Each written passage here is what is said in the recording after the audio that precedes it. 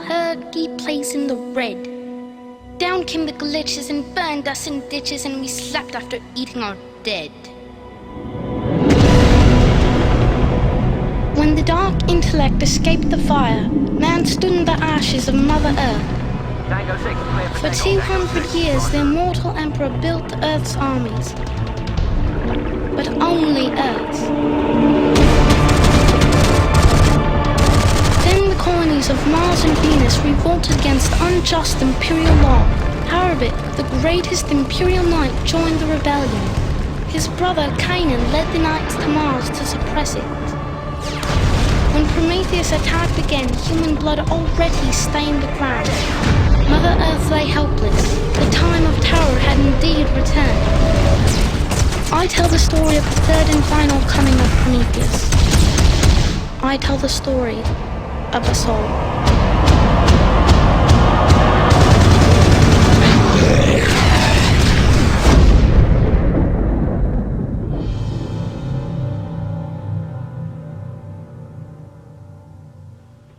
Yes, Starsiege.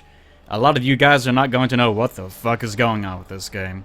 Actually, a lot of you will probably recognize the Starsiege name from Starsiege Tribes, which is actually an offshoot of this game, which never really took off, but I played the shit out of it.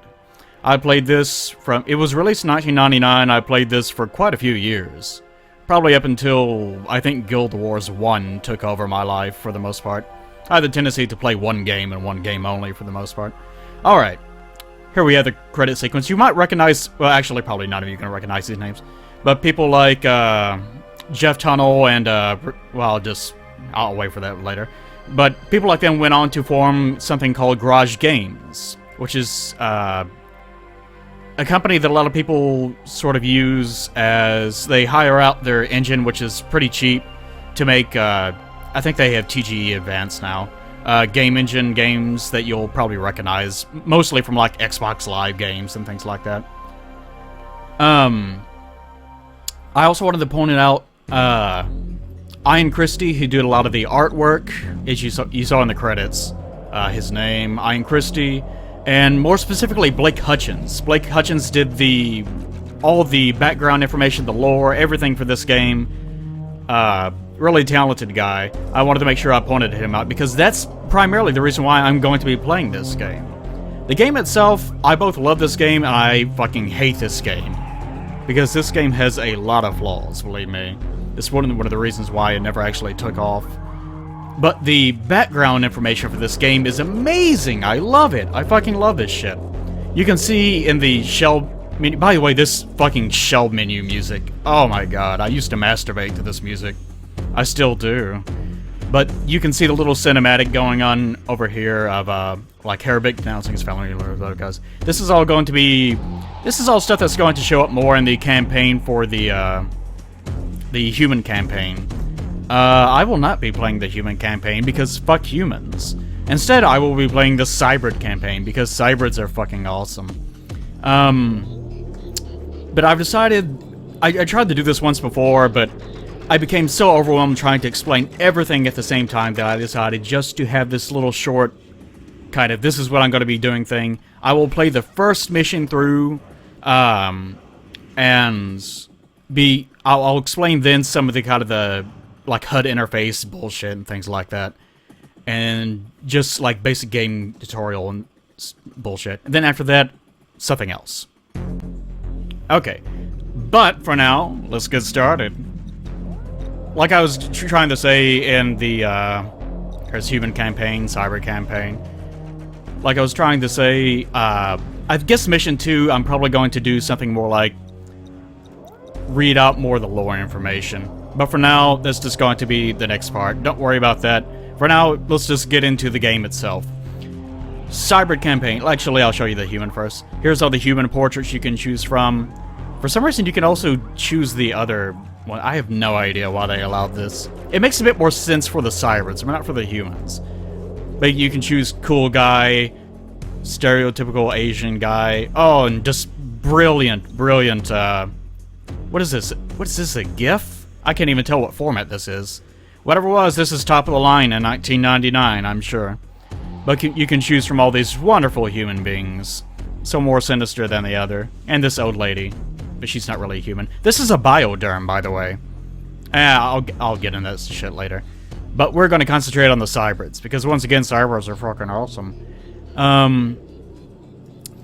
All these are actually just like floating heads, because that's all the Cybrids actually are. Like this guy actually looks like he should have a neck or something. I fucking hate this design. It's fucking stupid. I always use this guy for some reason. I don't know why. I just always did. But let's pick our squad insignia.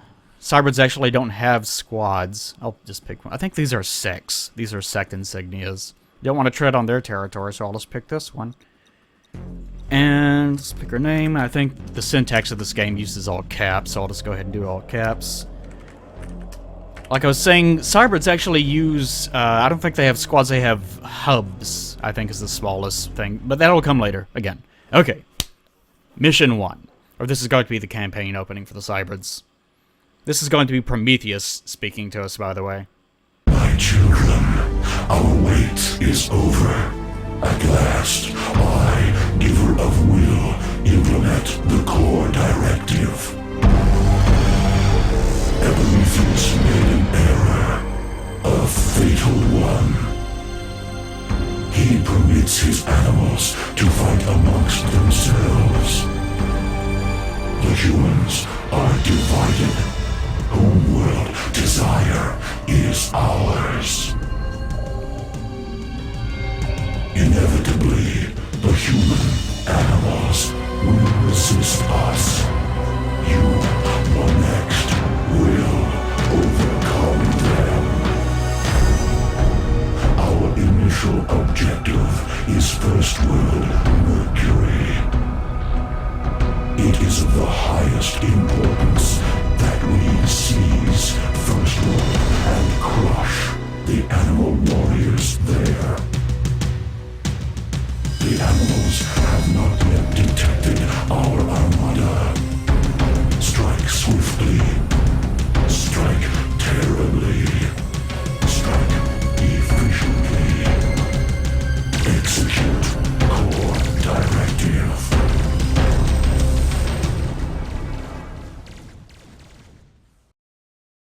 Okay.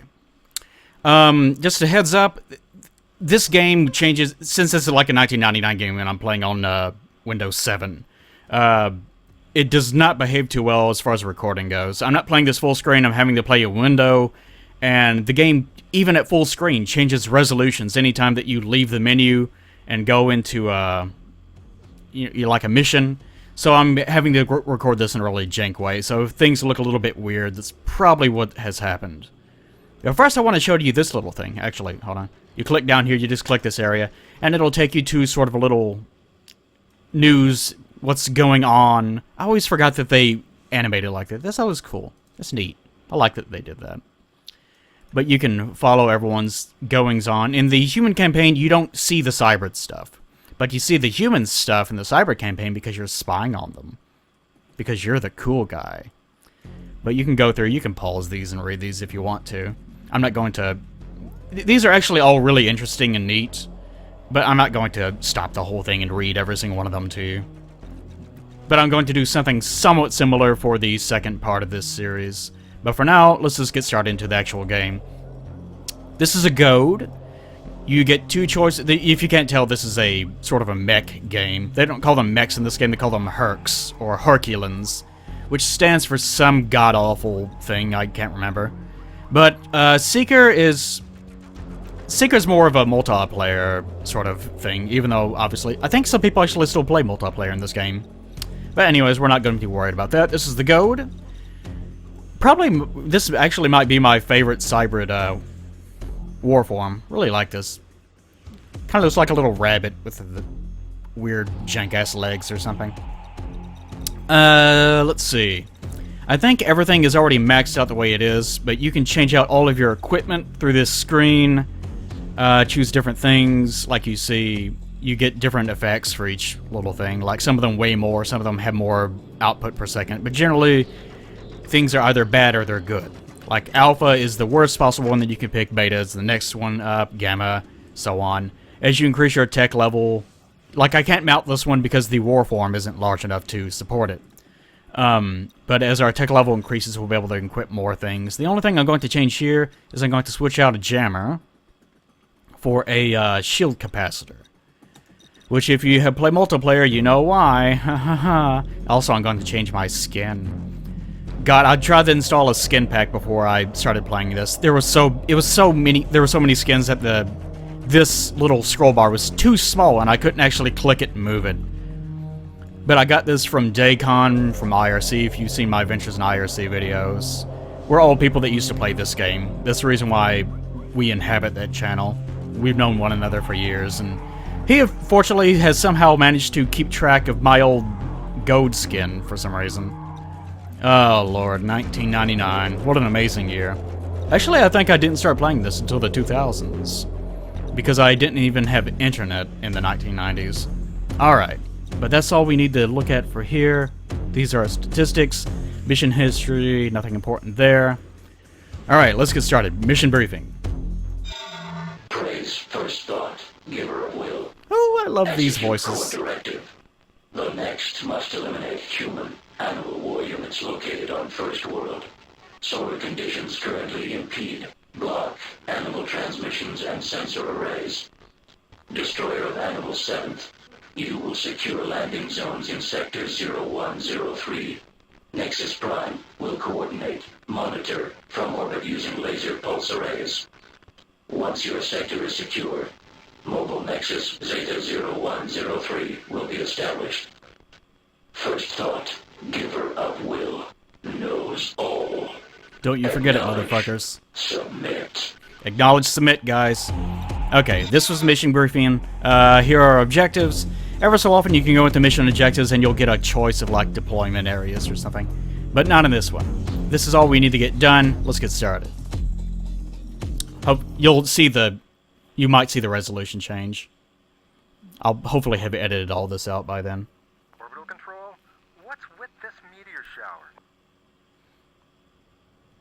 It's almost as like it's being invaded by the magical robot monsters. Orbital control? Damn solar flares. I fucking hate the. You see that? That's a Talon. That's like the basic. It's sort of like we're using a Go. That's the human equivalent of this. And it looks so fucking stupid. God, I hate this thing. Okay, there's gonna be a lot to explain, but for now I'm going to have to fight this guy. See him? Little asshole. Okay. Shield modulation up. I focused on him. Okay. Now, everything in this game has shields. You gotta get shields down before you can actually get rid of their armor. If this looks jank, just remember I said this game is not known primarily for its gameplay. It's known for the lore. This is Blue Patrol. We have unidentified signals in Sector Sierra Victor 4. And you'll notice, I'm trying not to interrupt the guys that are talking over me. This is one of the only missions that does this. Gotta get a good look at him. Okay. As you can see, I love these ragdoll physics. Oh yeah, 1999. Oh god, yes. My dick is so rock hard right now. But as you can see, you shoot specific body parts, and that weakens the armor on that specific section. Hostile! Rebels? What? What? Negative, Step Tech. Not Rebs. Outnumbered. Need backup.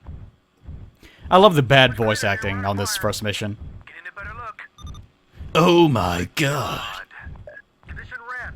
All Fucking units disruptor. Base is under attack. What the hell's happening? Great Patrol's offline. Christ. Stan Hunter. I'll explain later why they say Christ and Hunter instead of just Christ. That's what I was waiting for. Cybrid! Okay. I can't get too near this guy because disruptors are... I don't remember if this one has it or not, but they can equip E-holes. They're the only thing in the game that can do that. E-holes just make it so that if you ram someone, they take an enormous amount of damage. God damn it, come on.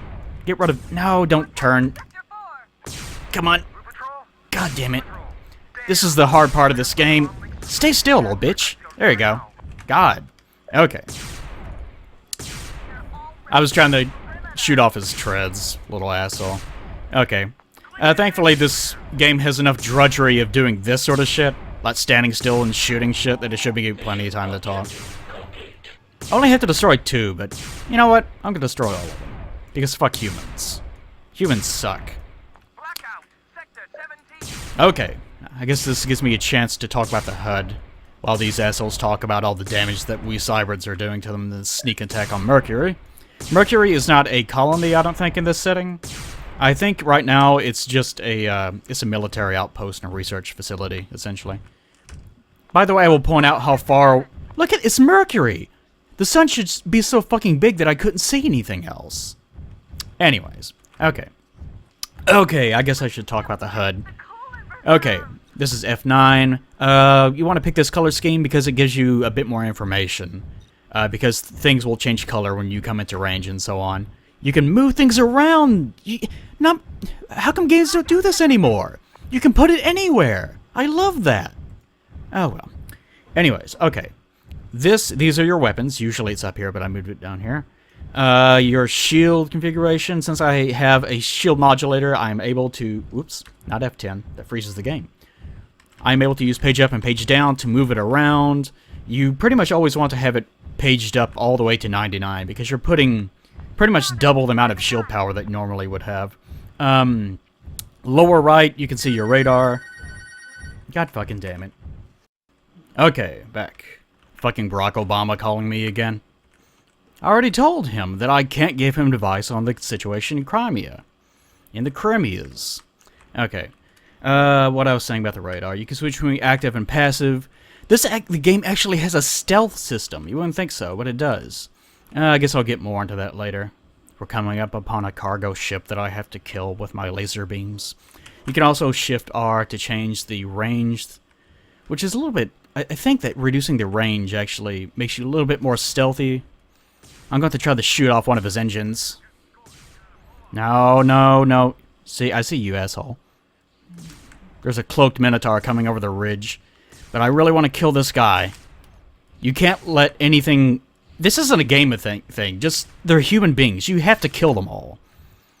Or they'll like sneak off into a hole and they'll start breeding with one another and they'll make more of them. It becomes just a big fucking mess. So it's really in your best interest as a Cybrid to kill these guys, yes, as quickly as possible. Alright. Man, fuck you guys. Fucking convoys. Kill these motherfuckers too. What are they even carrying? Little assholes. Get it right up on your... Oh, look at that texture. Oh, that explosion. God, that's amazing. Okay. This Minotaur coming up on us was cloaked. I think he's dropped his cloak already. Yes, he has. And he has unlinked... I think these are heavy lasers that he's using on us. He has double the firepower that we do. This guy is actually...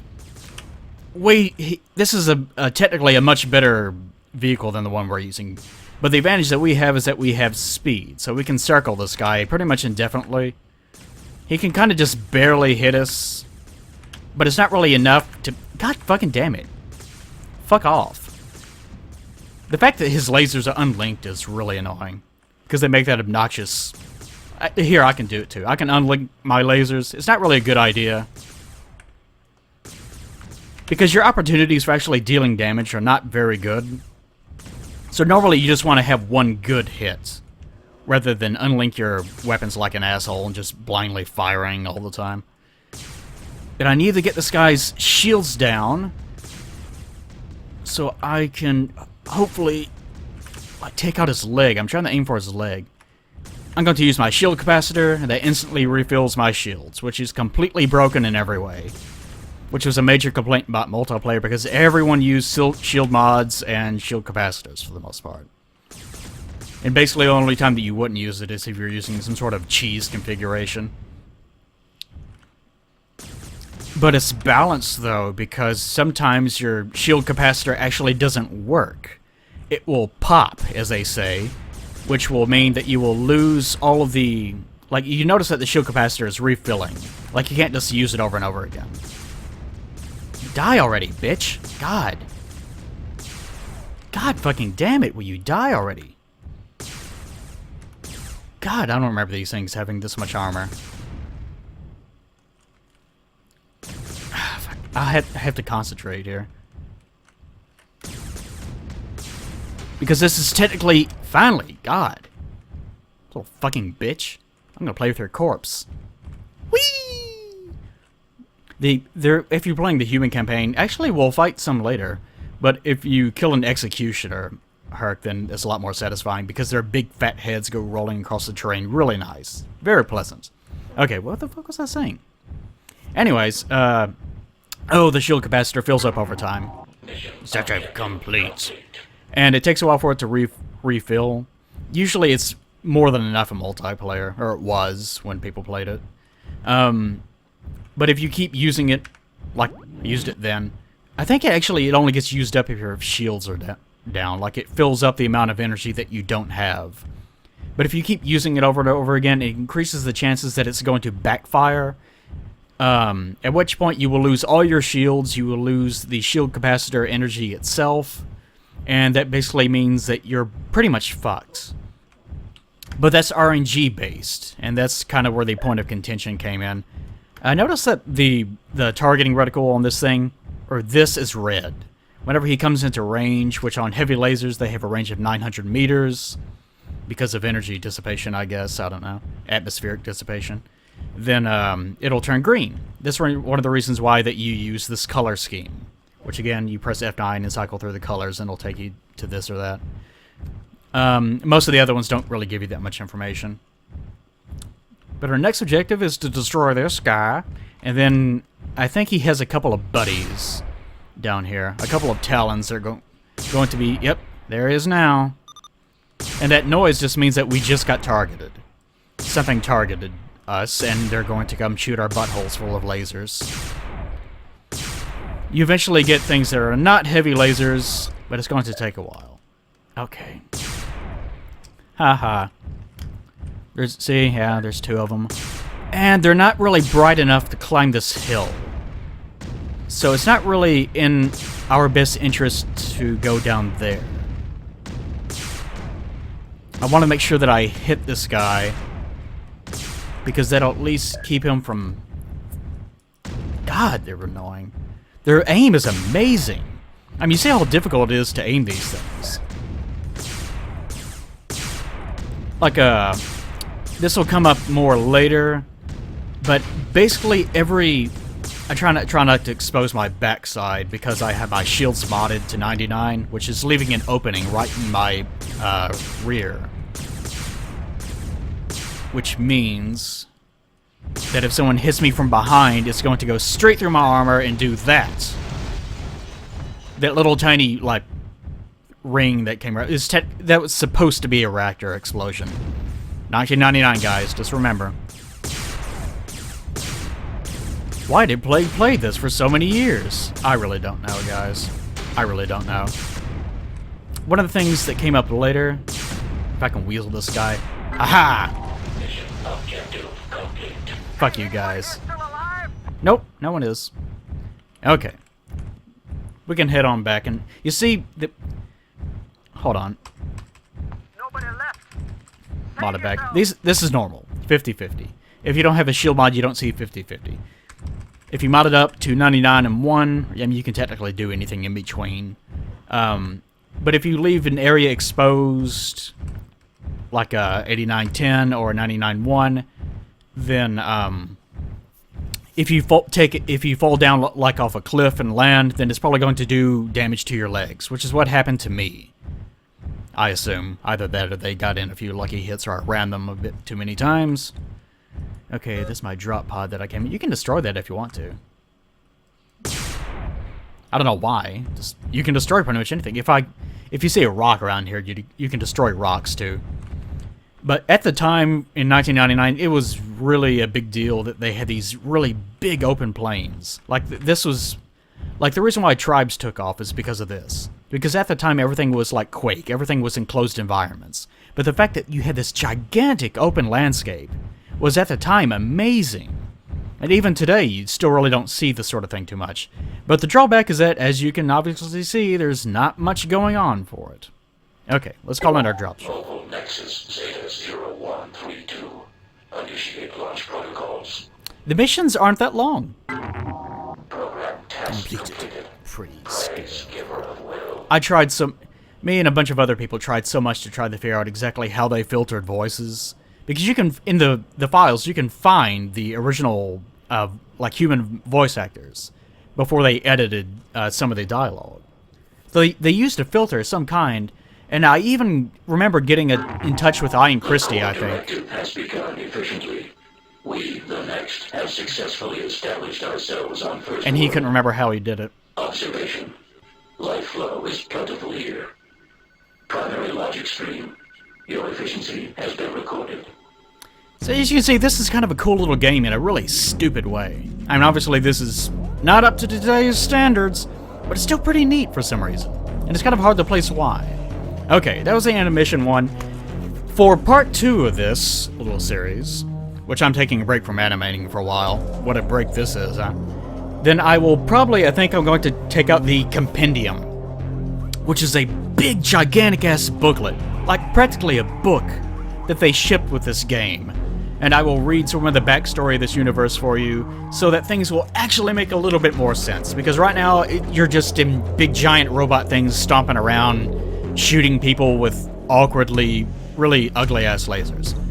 But for now, just remember to praise Giver of Will. It's very important. See you in part 2, guys.